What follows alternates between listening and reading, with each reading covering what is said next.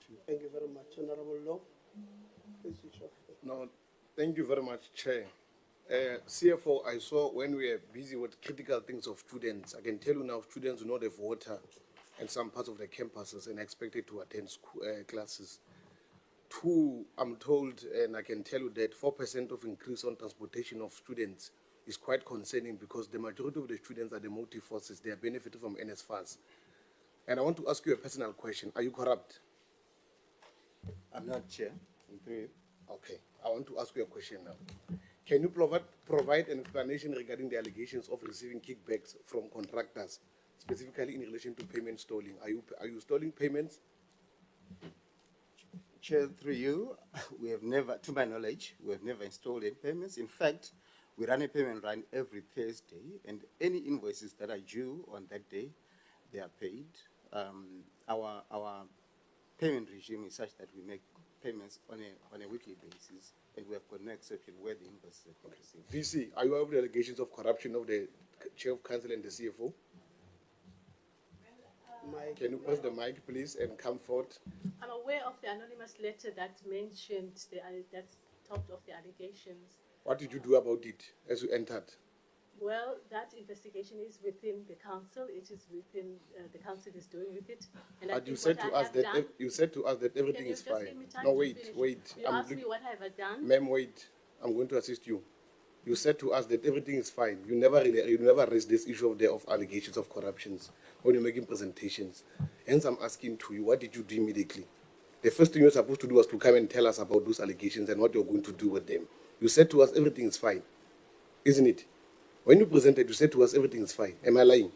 I did not say to you everything is fine. I said to you, whilst we may be having challenges and other issues, but there are good things that we are doing. That's what my presentation was about. When you come here in high-level parliament, you come and make reflections on key issues of allegations that affect the students and affects your university. Are you aware of that? You must reflect on them. Deputy Chair, you are the Deputy Chair of Council, ma'am. Yes. We are aware of your allegations of the Chairperson of Council, and what did you do about them? Yes, we are aware of the allegations that have been labeled through the CFO and the Chair of Council through anonymous letters that we have received, which were tabled in Council. We have appointed an investigator, and the investigation team is almost complete with their report. It's going to be tabled on the 10th, and thereafter we will then inform this committee in terms of the Council decision So on the report. During the investigation, what did you do to the Chair? Was the Chair proceeding with the work, or what was happening? Yes, the Chair was proceeding with the work because remember, you can't just act on the allegations without having proved them, at least having some investigation done. Because the anonymous person, you see the difficulty with the anonymous report is that the anonymous person doesn't come forward to actually give you more information of what is in the letter. Hence, we had to appoint an investigator then. So once then we receive the report of the investigator, that's when we are going to act. How will you prohibit that they don't interfere because they have been alleged that they're interfering? What measures have you put in place? Come again, sorry. How will you make sure that they don't interfere in investigations? And what measures have you put in place to mitigate the fact that these are the allegations that are very serious, dealing with finances of the institution, team up with the CFO, and these are the issues that day and day they are stealing payments, and students don't have water, students don't have access to the university. And I can tell you today, even the library, there are no shelves. The library has been half painted and it's not yet complete. I wanted to understand, how are you making sure that these allegations are going to make sure that there's no interference in between the two CFO and the Chair of Council? The allegations, Honourable Member, are being done by an independent person. And on those allegations, currently, we are sure that the university is running properly until we get that report. Our hands are tied. Until we get that report, then we'll act. What mitigating factors do you ensure us that they will not interfere in the process of that, on top of the allegations? There are alleged of serious financial corruptions. There are alleged of meeting projects by contractors. And students don't have water. The library is not yet done for most 3 years, 4 years. The I want to pose a question to the CFO. I want to get assurity that indeed as a council you are independent, because I can see there's a serious jolly relationship. And this is very wholly in between management and council. That's why you can't play your oversight role. No, that's not correct, Honorable Member. That's not correct. We do not interfere in the operations of management. We just had to interfere when there were delays in the projects. Hence, today, we have been able to fast-track the projects, and we are having 1,000 beds opened on the 13th of June. Okay. On top of that, why didn't you involve labor in the appointment of the VC? Unfortunately, that one is guided by policies of the university. It has been communicated to management through the Secretary of Council, which is the registrar, that unfortunately the policies didn't allow. It's not that we cannot review the policies, but unfortunately we cannot do anything outside the policy, because again we'll come to this committee and be blamed. So there's a process that is now started by the chairperson of Secretary of Council to say, let's look at the policies, benchmark with other universities, see what they are doing, and review our policies. As a conscious citizen of South Africa, appointed to spearhead council, do you think it's important to exclude such an important stakeholder called the labor unions, who are workers, who are an integral part of the institution, in a critical part of appointing a VC? Do you think it's fair for you to say that it's because they're an integral part of this institution? In any country, we are expected labor to take part of the decision in terms of a management decision. And you as council, you preside over to do what? To make sure that there's unity in between the two, and they can work together so they're able to take the university forward. Do you think it's fair if labor is not involved? Honorable Chair, I'm not going to say it's fair or unfair.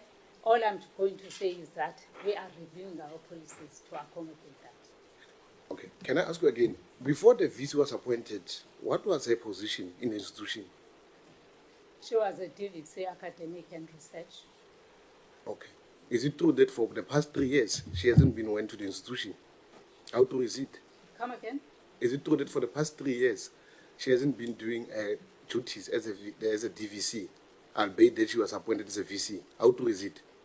Well, I'm not aware she has not been doing her duties. Okay. We'll furnish you with proof. Thank you. Okay, thank you very much. Let's get to you, CFO.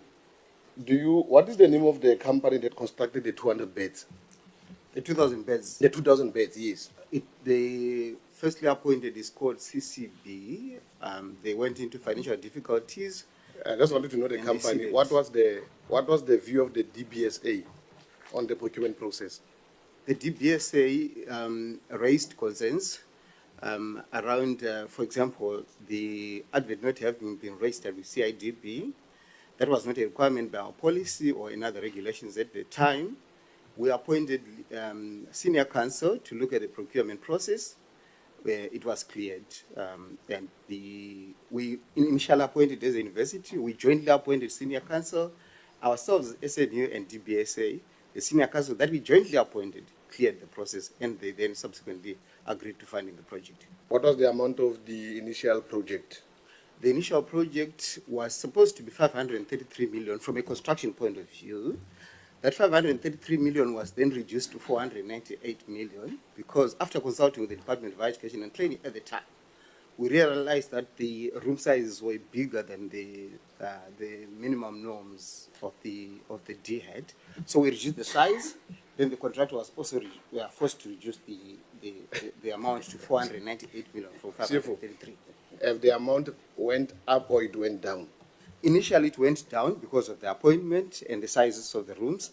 But subsequent, during construction, like I indicated, the rocks that were found not telling the truth. was the escalation of 49 million from the contractor only. But I haven't gone to other escalations. When the contractor's costs go up, the principal agent that Royal Asconi has been referred to, who was responsible for the project management. How much did it go up or down? Your initial appointment value was 600 million. It ballooned to 700 million. The Clear Choice Builders that was appointed. Am I lying? No, that may not be accurate. Through you, Chair. The initial appointment of clear choice was 533 million. We can provide evidence to that effect. Thank you. Their Can final appointment you was for provide evidence? 498 million. Can you provide evidence? My last question, Chair, before I go down. Can you tell me about Sunset Africa Coach Lines? What is the initial budget of that tender? And why, if you've got that amount, why are the students paying 4% increasingly, or else they are from the poor background and they are multi-forces? Thank you, Chair. It is an inaccurate assessment, Chair. I should indicate, I'm afraid. CCB, when they were the Sunset Africa, the bus provider, when they were appointed, the budget per annum is between 33 million and 40 million per annum. And in the last 2 years, their rates have not gone up. They have been kept stagnant.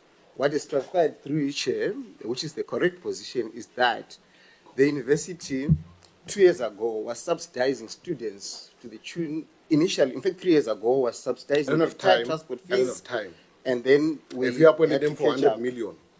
Have you appointed them for 100 million, yes or no?